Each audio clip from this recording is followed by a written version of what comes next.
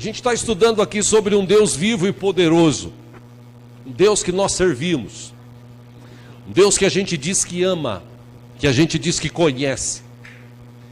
E nessa noite, acho que chegou o momento de, como cristãos, nos posicionarmos sobre quem realmente nós somos. Se temos um Deus vivo, e pelo menos eu tenho um Deus vivo e poderoso, não sei se você tem, mas eu tenho um Deus vivo e poderoso. Meu Deus não é de pau, não é de pedra, não é de gesso. Meu Deus não precisa carregá-lo. Meu Deus não precisa de imagem para representá-lo. O meu Deus é um Deus vivo e poderoso. É um Deus que fez os céus, que fez a terra, é um Deus que fez todo esse universo, aliás, o multiverso que a física quântica agora descobriu. Deus é o Deus criador de todas as coisas. Esse é o meu Deus, é o Deus que eu creio, é o Deus da minha vida, é o Deus que eu procuro me relacionar a cada dia, me aproximar. É o Deus que a cada dia eu quero que Ele derrame do seu poder, da sua unção, da sua capacitação sobre mim. Até para que eu possa ser parecido com Jesus, que é o modelo de Deus. Se você quer agradar a Deus, seja como Jesus. Jesus é o modelo. Jesus é o protótipo de Deus. Por isso que muitas vezes quando Ele falou sobre o Pai, sobre Deus, Ele dizia: eu e o Pai somos um. Deus é amor, Jesus também amou, Jesus se entregou na cruz por nós.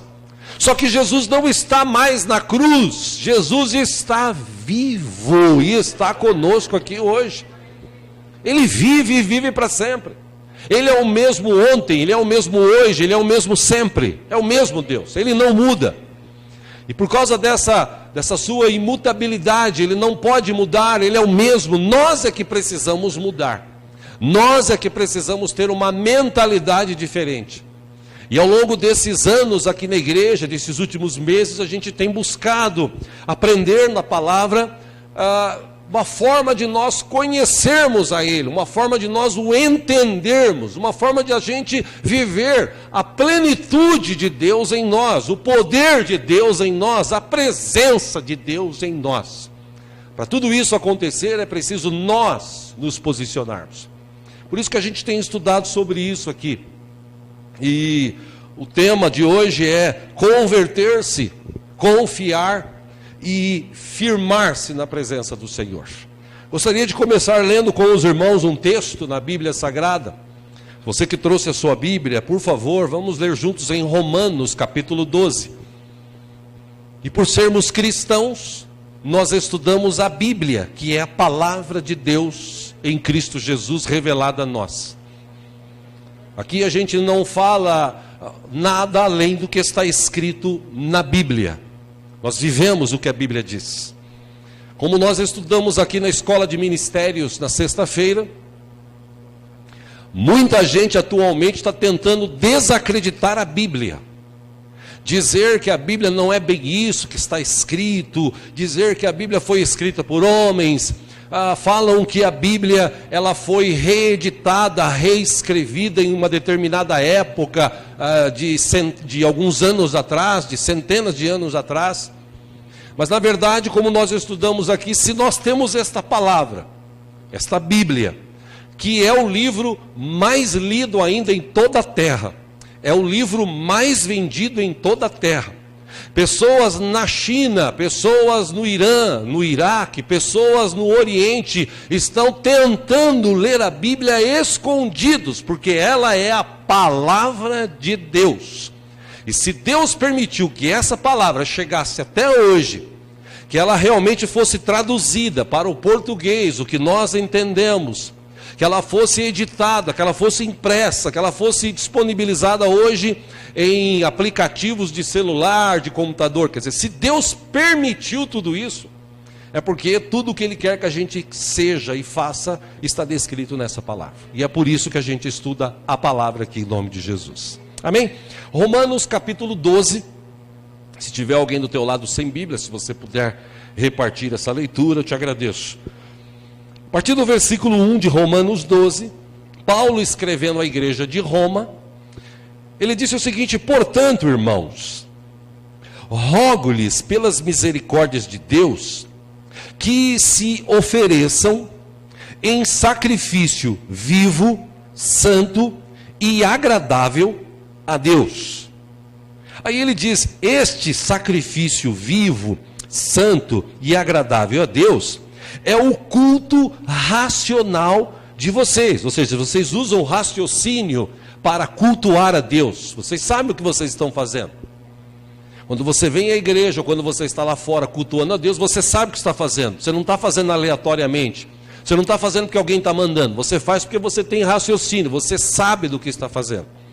Versículo 2, o apóstolo Paulo escreveu: não se amoldem ao padrão deste mundo. Não tenham o molde, o jeito que o mundo tem.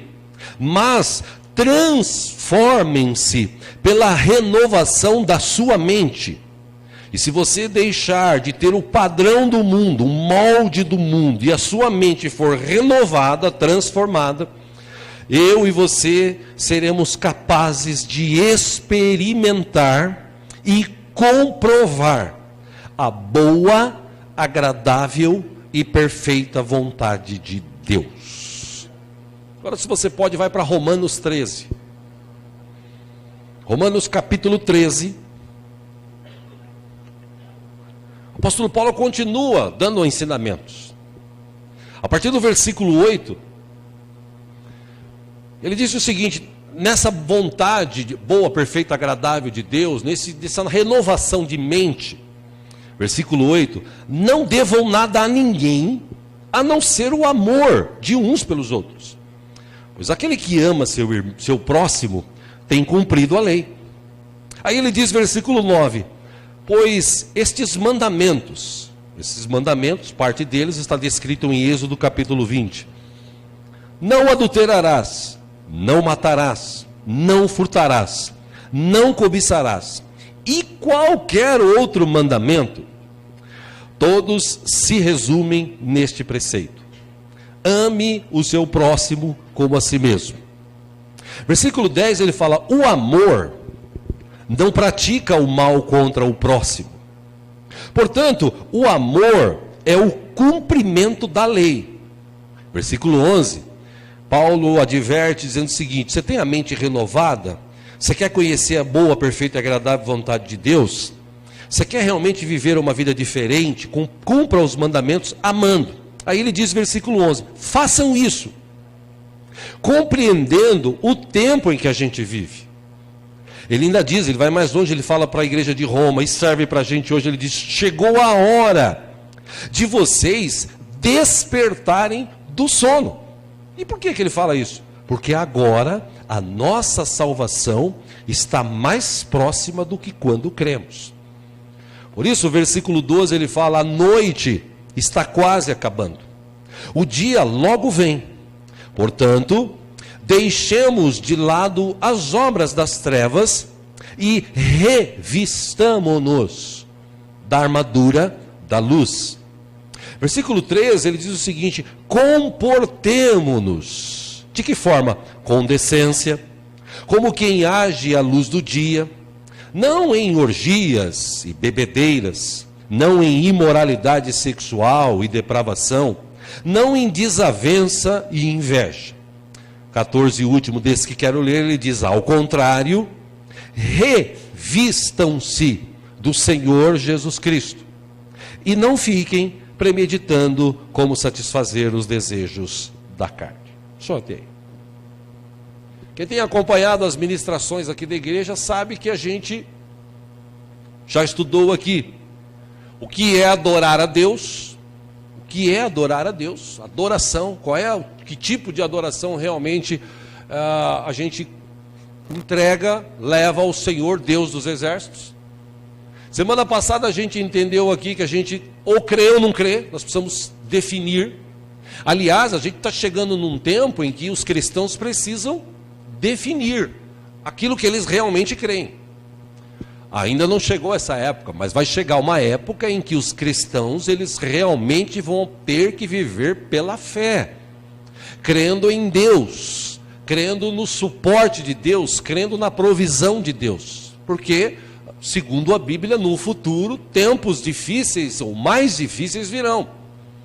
Pessoal que viu essa questão que a gente viveu aí, falta de combustível, falta de algumas frutas, algumas verduras e tal, o pessoal já falou, a crise está chegando, o mundo tá acabando e tal, e na verdade, só foi um problema que os caminhoneiros tentaram resolver.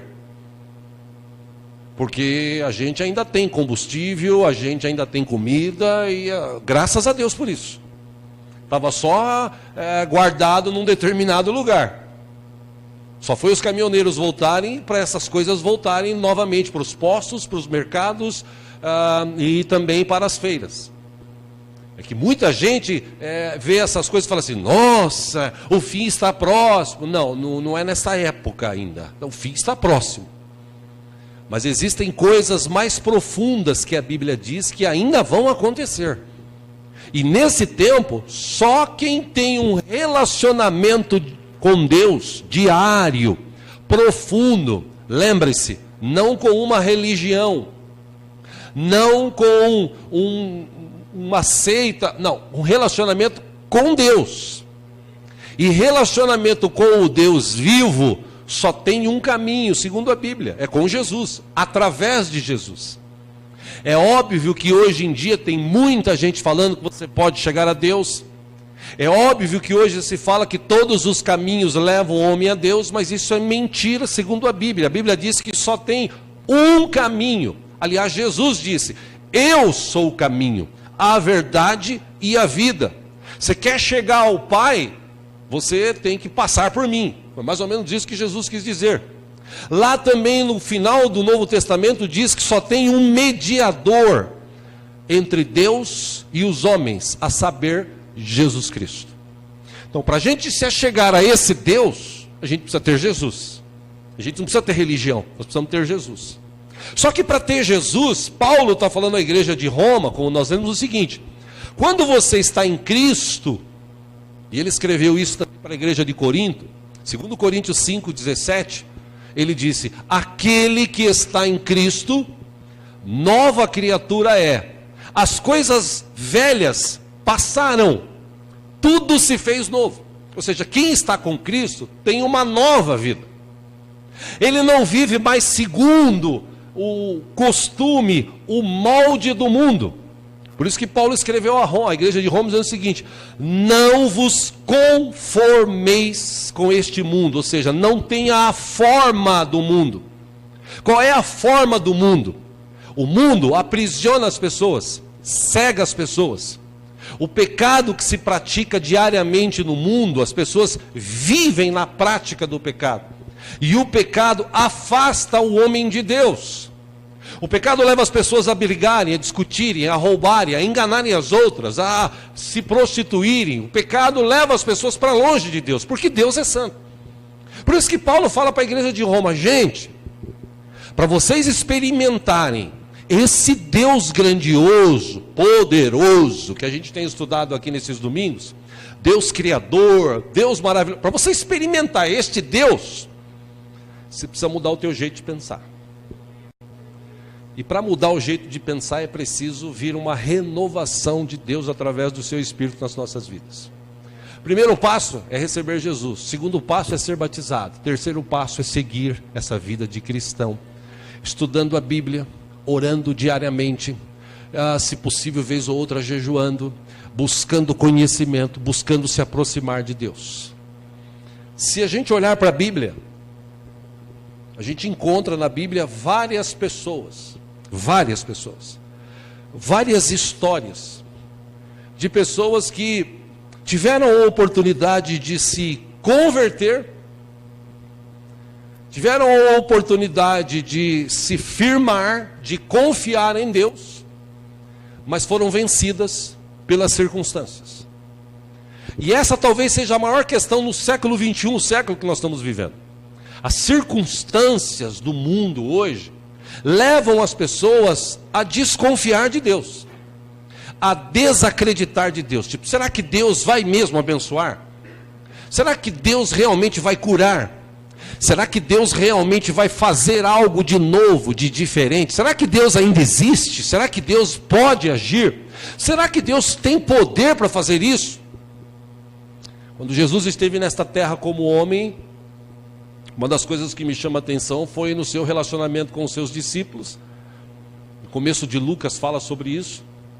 Quando Jesus fala da riqueza, do dinheiro, pessoas que são ligadas ao dinheiro, aos valores deste mundo, Jesus disse: olha, vai ser difícil um rico entrar nos céus.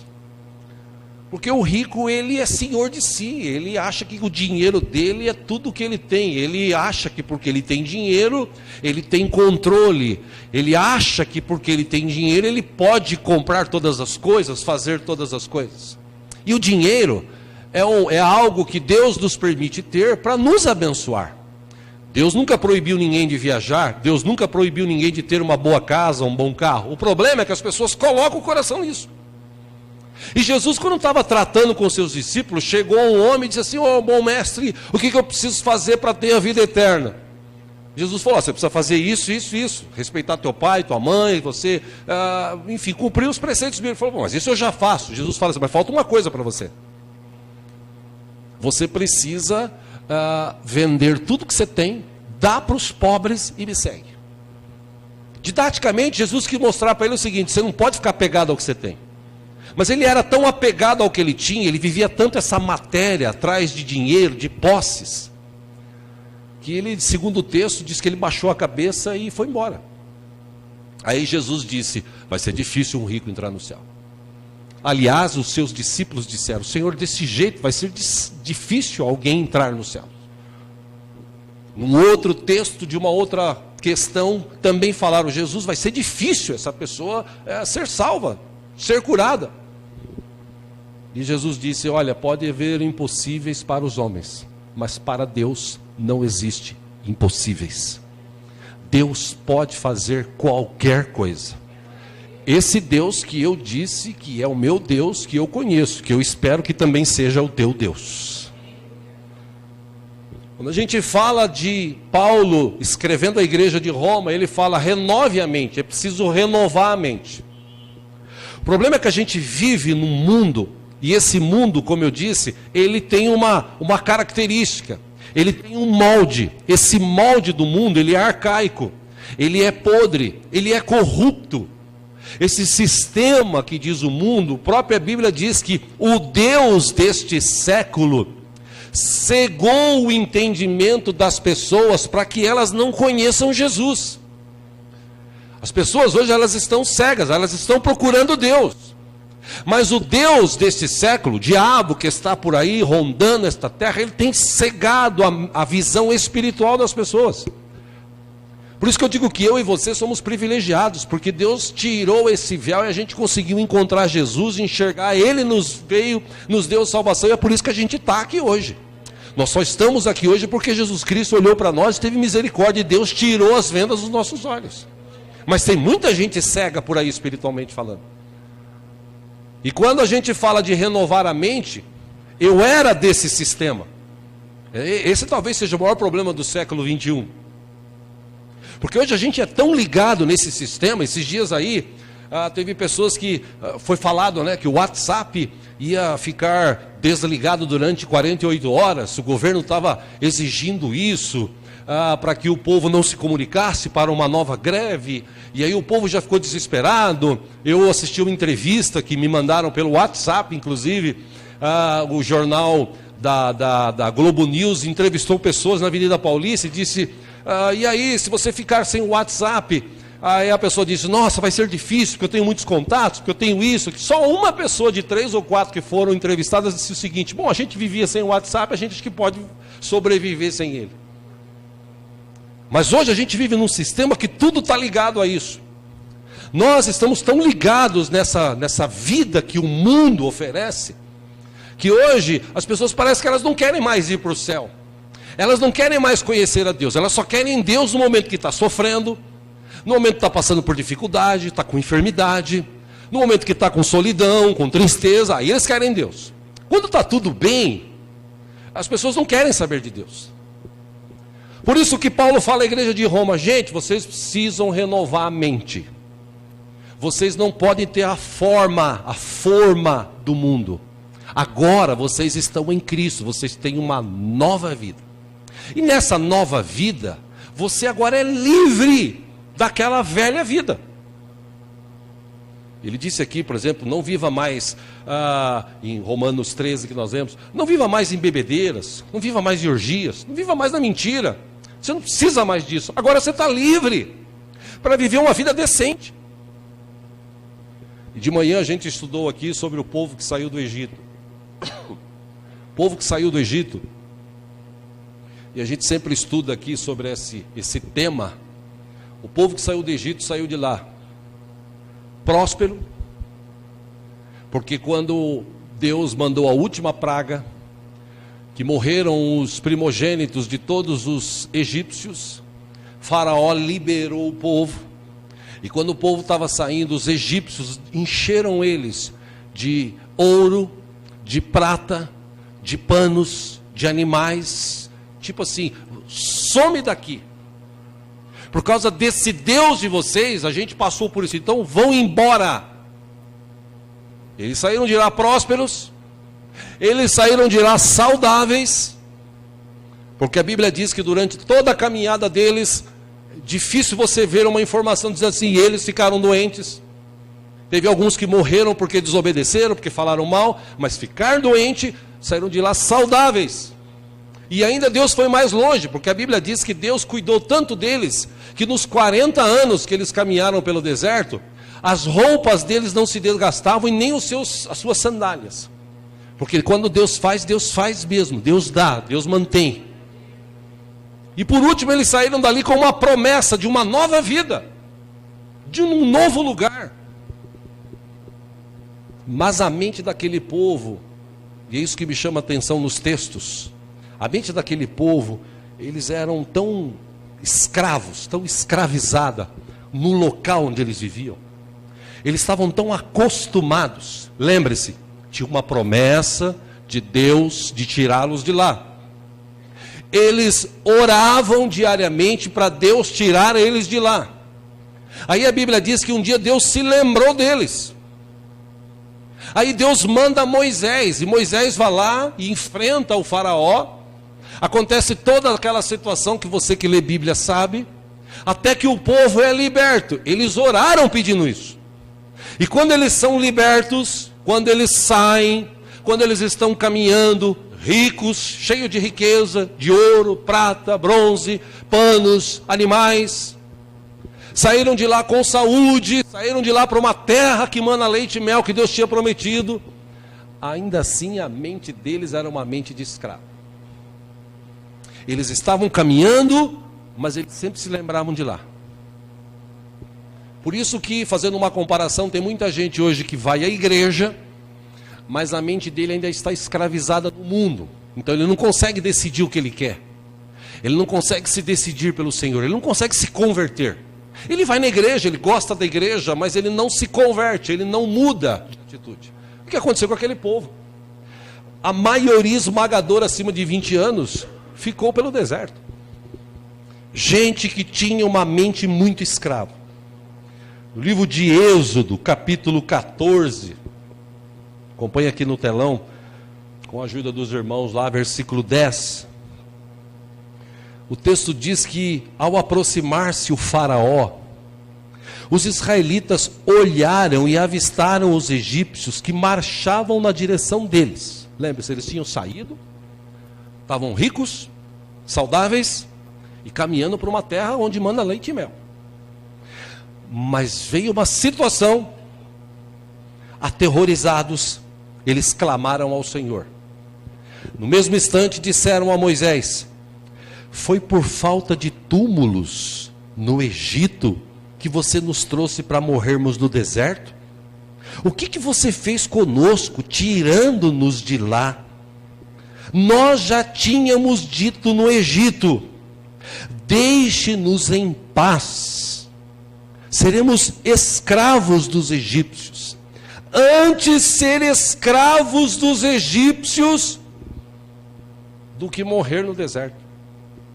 Meu irmão, gente que estava escravizada, que trabalhava 12, 14 horas por dia como escravo, que tinha uma casinha vagabunda ali, simples, uma toca para morar, que recebia uma comida diária para se alimentar, que não tinha futuro, mas que estava ali: oh Deus, tem misericórdia de nós, tem uma promessa que o Senhor fez a Abraão, nosso pai, de que o Senhor um dia nos libertaria.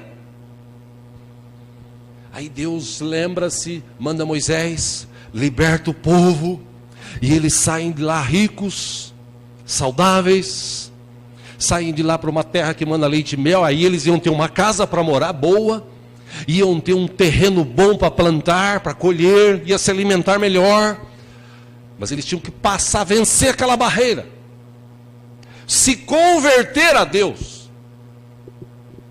Mas você vê a história, no meio do caminho, não deu nem 2, 3 dias de caminhada, quando eles chegam de frente do mar, eles olham para trás e vê o exército vindo de Faraó, e eles ficam temerosos. Aí eles, com a mente escrava deles, eles olham para Moisés e falam assim: Moisés, a gente gostava de ficar lá, nós falamos para você, deixa a gente em paz, Moisés. Escuta, mas vocês não oraram, pediram para Deus te libertar? Deus não te libertou? Mas na verdade a gente queria ficar lá. Mente de escravo. Mente de pessoa que não tem relacionamento com Deus, que não conhece Deus.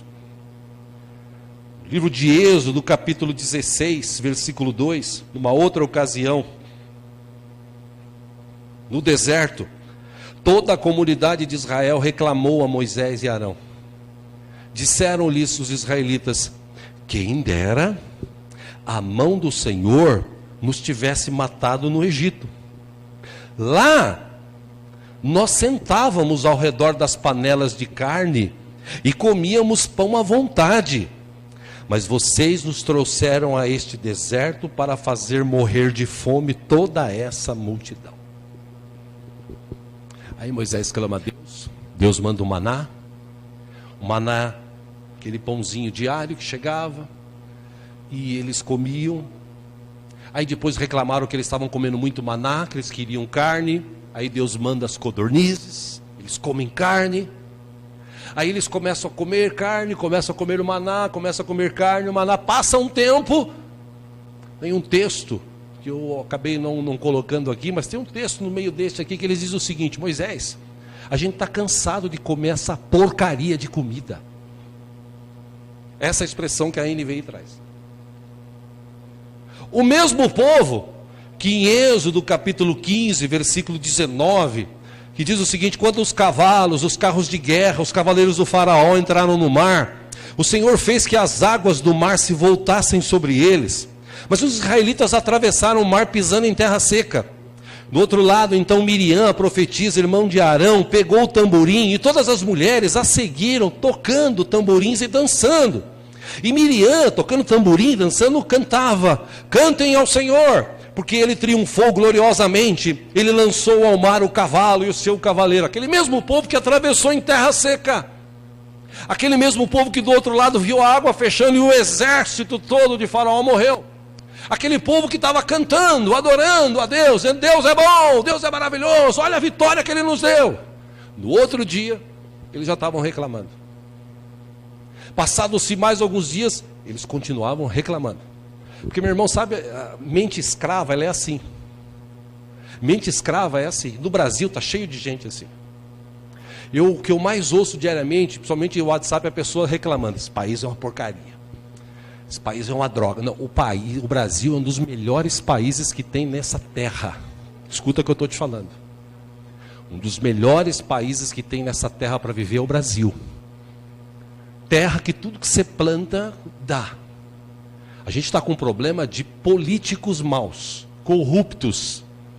E a igreja, pelo menos eu e alguns irmãos aqui, nós temos orado, como outras igrejas, para Deus mudar essa história do Brasil, tirando essa corrupção. E Deus está ouvindo, porque cada dia que passa é um bando de gente presa. Eu não sei como é que vai ter prisão para tanta gente, mas é um monte de gente que está sendo preso. E estão tendo que devolver o dinheiro, inclusive, que roubaram.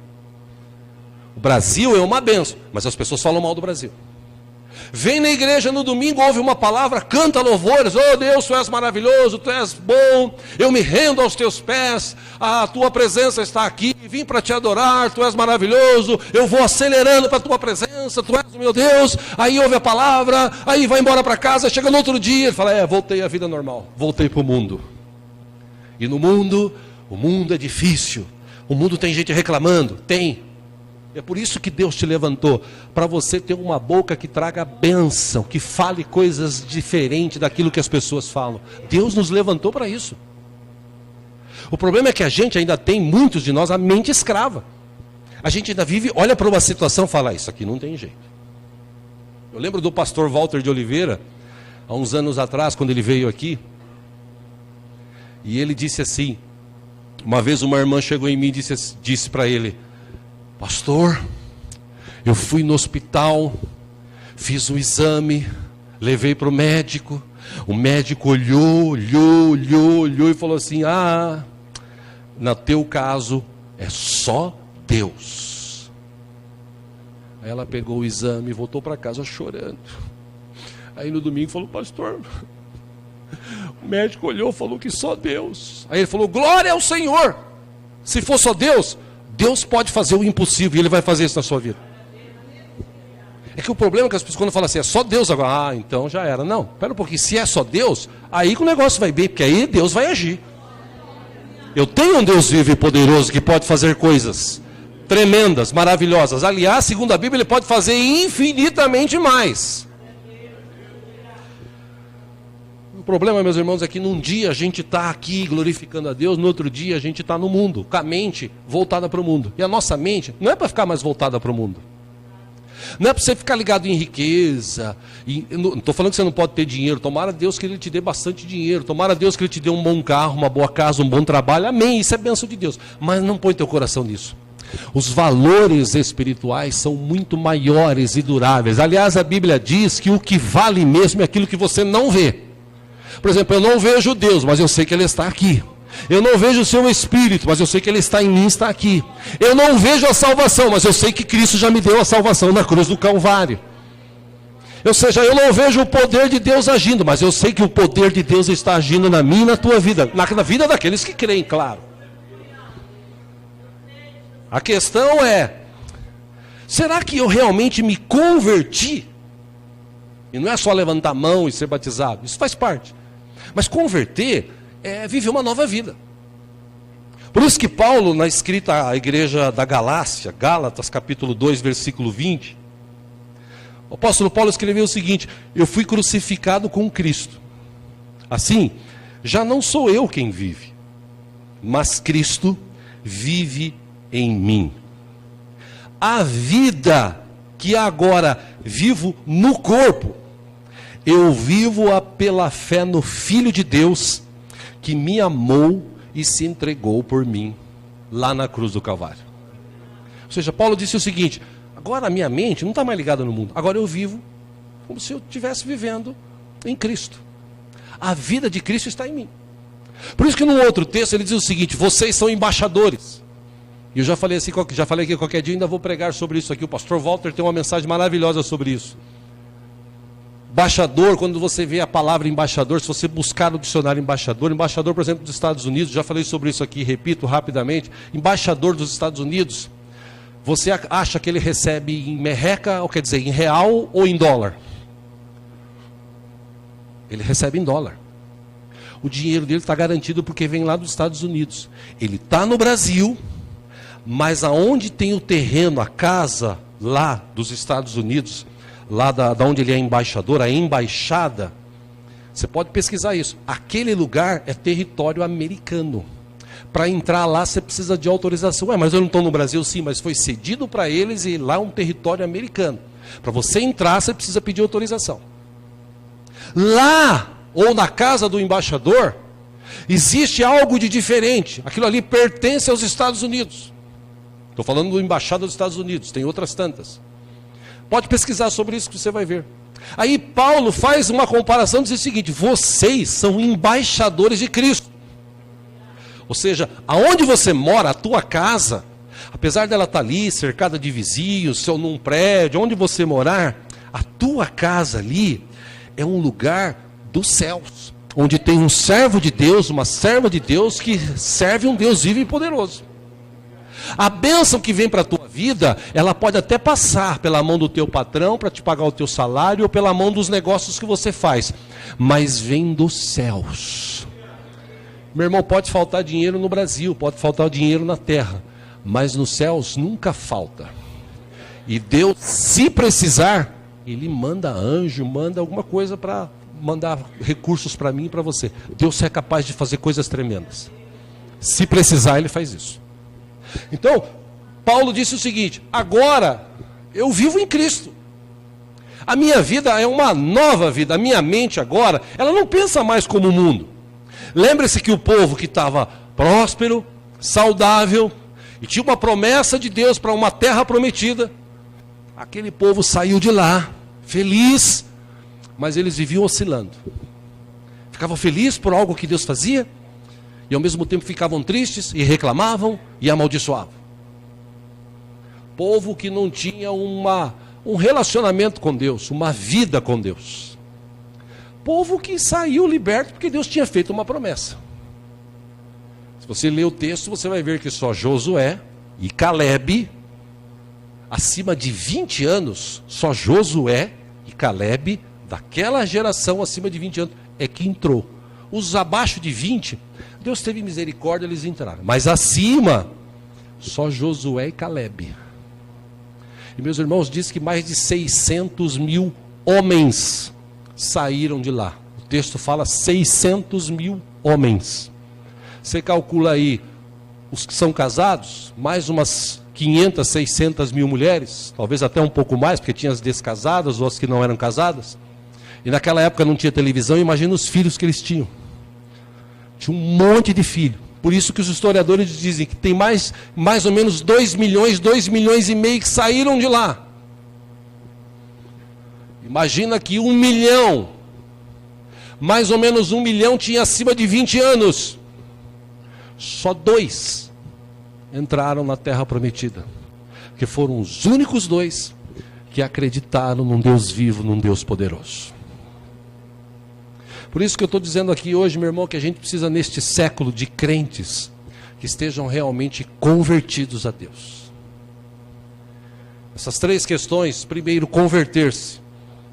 Conversão é quando você está dirigindo um carro, por exemplo, você vai entrar à sua esquerda, você aciona a seta, geralmente, né, porque tem gente que nem aciona, você aciona a seta porque você vai entrar para a esquerda, você vai fazer uma conversão à esquerda. Se você for entrar para a direita, você vai fazer uma conversão à direita. Se você vai voltar, você faz uma conversão para voltar. Então, conversão é basicamente isso. Eu estava indo por um caminho, eu vivia num lugar, aonde esse lugar tinha cegado o meu entendimento, tinha trazido para a minha mente tanto engano, tanta mentira, que um dia Deus teve misericórdia, e Deus fez assim: ei, estou aqui. Aí eu olhei e falei: opa, quem que é? É Jesus. Eu morri na cruz por você, vem cá, vem do jeito que você está, dá o seu fardo para mim, que eu vou te dar um fardo mais leve. Aí, oh Jesus, aí eu olho para Jesus e falo: vem cá. Aí eu faço uma conversão, eu saio, e aí eu começo a olhar para Jesus, como diz Hebreus 12, autor e consumador da minha fé. Eu olho agora para Jesus, eu não olho mais para aquilo. Aí Jesus vem e quer renovar a mente, mas para renovar a mente, vem aquele conflito, carne contra espírito, mente escrava com mente que está sendo renovada. Eu e você que temos de decidir isso. Como eu disse, 2 de quase 1 milhão entraram, porque renovaram a mente. Muitas pessoas hoje em dia, elas vão à igreja, elas recebem Jesus, elas são batizadas, mas aí elas começam a olhar para trás e falar: mas o mundo, né? É o mundo, né? É a vida aqui. E eles voltam. Mente escrava. Por isso que quando a gente se converte, a nossa vida muda. Repito aqui o texto de 2 Coríntios 5,17. Aquele que está em Cristo, nova criatura é. As coisas velhas passam, tudo se faz novo. A gente sai do governo do nosso ego para o governo do nosso Deus. Ele começa a controlar a nossa vida. E, como eu citei aqui de manhã, um belo dia Salomão, ele construiu um templo bonito, templo com ouro, com prata, com bronze, com utensílios, uma riqueza só. O melhor que podia ter na época, ele usou e construiu aquele local. E aí ele convoca, na verdade, toda a nação de Israel e invoca Deus. Ele diz assim: Deus, o Senhor está vendo que a gente construiu esse templo. Antigamente o Senhor habitava em tabernáculos e tal, mas agora a gente construiu um templo para o Senhor habitar, Pai. Aí Deus apareceu e falou para Salomão: Salomão, legal, gostei, tudo muito bonito. 10. Só que é o seguinte, segundo Crônicas 7,14, se o meu povo, que se chama pelo meu nome, se humilhar e orar, buscar a minha face, e se afastar dos seus maus caminhos, dos céus o ouvirei, perdoarei o seu pecado e curarei a sua terra. Conversão leva você a ter contato com Deus agora, a sair daquela vida. É uma nova vida. Quando você confia em Deus, aí entra o salmista Davi no Salmo 37, versículo 3, ele disse o seguinte: confie no Senhor e faça o bem. Se você fizer isso, você habitará na terra e desfrutará segurança. Deleite-se no Senhor e Ele atenderá aos desejos do seu coração. 5. Entrega o teu caminho ao Senhor, confie nele e Ele agirá. Versículo 6, de que forma que Deus vai agir quando você entrega o seu caminho e confia nele? Ele deixará claro como a alvorada que você é justo e como o sol do meio-dia que você é inocente. Deus vai deixar isso claro. Por último, 7, ele diz o seguinte: descanse no Senhor e aguarde por Ele com paciência. Não se aborreça com o sucesso dos outros, nem com aqueles que maquinam o mal. Confiar? Confio no Deus vivo. Minha vida depende dele. Não depende das circunstâncias. Não depende do meu salário. Não depende do dinheiro que eu tenho guardado. Depende de Deus. Porque se tudo isso faltar, Deus nunca me faltará, como disse Davi. Amém, queridos? Por último, firmar-se. E Jesus, quando começou o seu ministério, ele deu uma ministração que está registrado na Bíblia em 3 capítulos, Mateus 5, 6 e 7. Vários ensinamentos para mudar a mentalidade das pessoas, Jesus trouxe. Jesus falou: cuidado que a porta que leva para a salvação é estreita, a porta que leva para a perdição é larga. Jesus disse: cuidado porque tem gente que se apega a dinheiro, cuidado porque tem gente que mente, tem gente que engana, então não seja assim, sai dessa, tem uma nova visão, uma nova vida. Jesus foi falando, ensinando, Mateus 5, Mateus 6, Mateus 7, no final do ensinamento, Jesus fecha o ensinamento dizendo o seguinte, Mateus 7, 24, quem ouve estas minhas palavras e as pratica, é como um homem prudente que construiu a sua casa sobre a rocha. Caiu a chuva, transbordaram os rios, sopraram os ventos e deram contra aquela casa. E ela não caiu. Por quê? Porque ela tinha os seus alicerces na rocha. Versículo 26, Jesus disse: mas quem ouve essas minhas palavras e não as pratica, é como um insensato que construiu a sua casa sobre a areia. Caiu a chuva, transbordaram os rios, sopraram os ventos e deram contra aquela casa, e ela caiu, e foi grande a sua queda. O que a gente está vivendo no século 21 é talvez o pior momento do cristianismo. Porque no Brasil, segundo estatísticas, existe quase 30 milhões de desviados, afastados. Pessoas que talvez ainda não se converteram, não entenderam o que é servir a um Deus vivo. Pessoas que elas não confiaram em Deus. Pessoas que não tinham a vida firmada na palavra, que é Jesus. Jesus é a palavra. Ele é o verbo que habitou entre nós. E olha, meus irmãos, eu encerro citando o texto de Paulo. Que Paulo, quando escreveu a Timóteo, em 2 Timóteo, capítulo 1, versículo 3, ele disse assim: Timóteo, eu dou graças a Deus a quem sirvo com a consciência limpa, como servir os meus antepassados. E eu me lembro constantemente de você, noite e dia, em minhas orações. Veja o que Paulo fala para Timóteo: eu lembro-me das suas lágrimas e desejo muito vê-lo, para que a minha alegria seja completa. Versículo 5, Paulo fala assim: eu recordo-me da sua fé, fé que não é fingida, fé que primeiro habitou a sua avó Lloyd, habitou em sua mãe Eunice, e eu estou convencido de que essa fé também habita em você. Por isso, ou por essa razão, torno a te lembrar que você mantenha viva a chama do dom de Deus que está em você, mediante a oração, imposição de mãos que foi feita. E por último, versículo 7, ele fala assim: sabe por quê, Timóteo? Deus não nos deu um espírito de covardia. Deus nos deu um espírito de poder, de amor e de equilíbrio.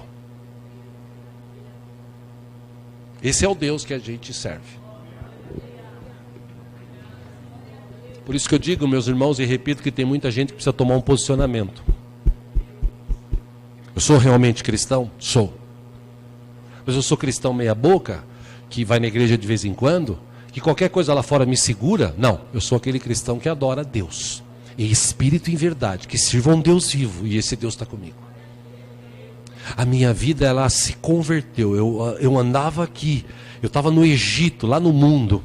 Aí um dia Jesus fez assim, e eu olhei para ele e falou: vem cá, que eu tenho uma vida nova para você. E aí aquela venda caiu dos meus olhos e falei: eu quero! Eu nunca me esqueço disso. Sempre que eu cito isso, eu lembro de um cara aqui da igreja, há uns anos atrás, estava sentado aí no meio. Aí eu falei: quem quer receber Jesus? Aí ele levantou: eu quero! E veio correndo aqui na frente. Falei: nossa, todo mundo aleluia, glória a Deus e tal. Oramos, ele recebeu Jesus, não deu 3 meses, foi embora. Porque foi só a emoção. Quando a gente recebe Jesus, quando a gente se converte, a nossa vida muda. As coisas velhas passam, tudo se faz novo. Quando a gente se converte, a gente confia em Deus. A gente sabe que Ele nunca vai deixar a gente na mão.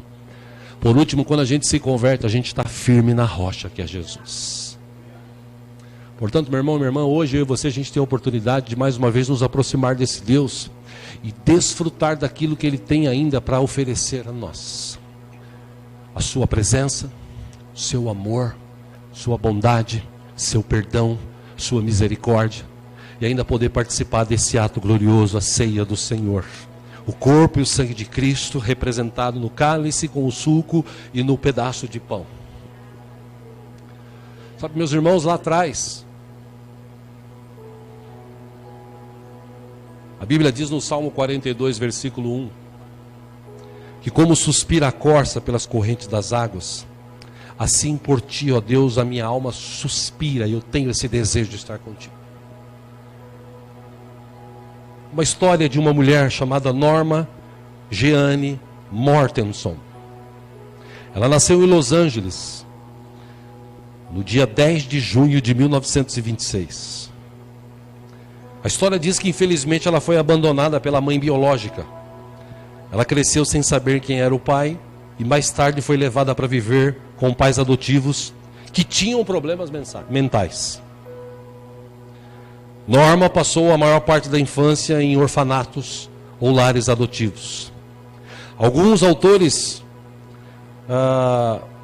do testemunho de vida dela, da sua biografia, creem que ela tenha sido vítima de abuso sexual no início de sua infância. Muito jovem, 16 anos de idade, ela casou-se com James Dougart, que em 1944 partiu para o combate no Oceano Pacífico durante a Segunda Guerra Mundial. Esses traumas de infância e esses revés de vida deixaram marcas terríveis na personalidade dela. Um dia um fotógrafo, David Conover, ele recebeu o crédito por ter descoberto Norma como modelo. E Bent Lyon fez os contatos para que a jovem fizesse um teste de atuação no estúdio de cinema Fox. Aos 20 anos, ela recebeu o nome de Marilyn Monroe. Marilyn, em homenagem à atriz Marilyn Miller, e Monroe, por ser o sobrenome de solteira de sua mãe biológica.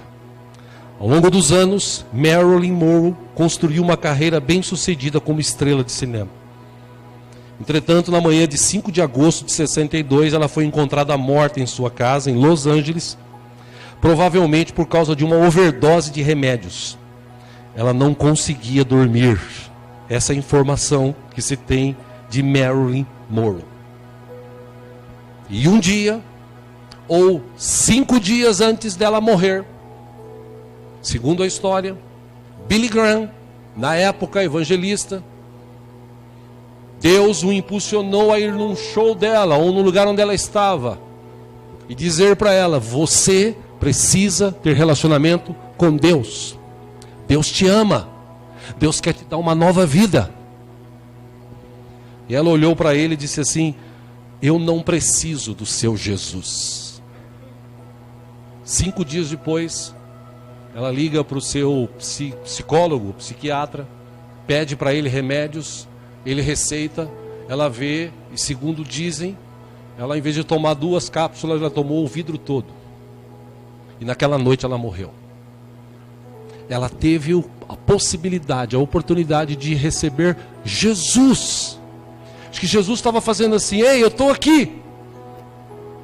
Mas a vida que ela vivia, o dinheiro que ela tinha, o glamour, ela olhou assim e falou: não, eu não quero Jesus, eu quero continuar vivendo aqui.